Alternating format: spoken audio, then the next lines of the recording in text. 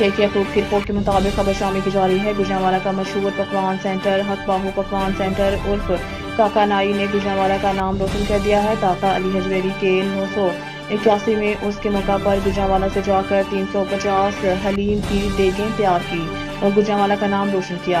आप भी अपनी गमी खुशी के मौका पर हक बाहू पकवान सेंटर उर्फ काका नाई को याद रखें और अपनी खुशियों को अच्छे पकवान के साथ दोबारा करें। कैमरामैन अली भट्ट के साथ शेख याकूब, न्यूज़ 4 गुजरांवाला।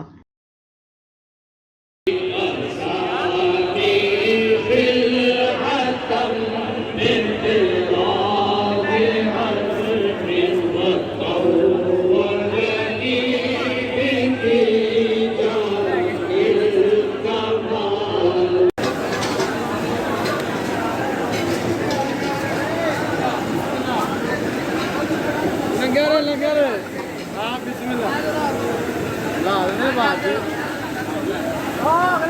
बिस्मिल्लाह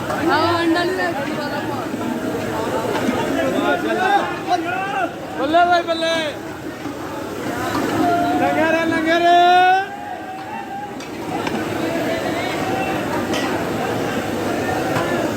साहब लंगर माशाल्लाह माशाल्लाह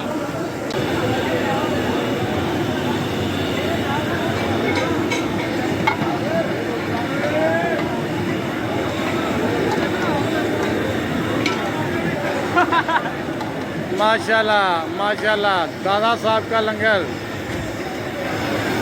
जारी है।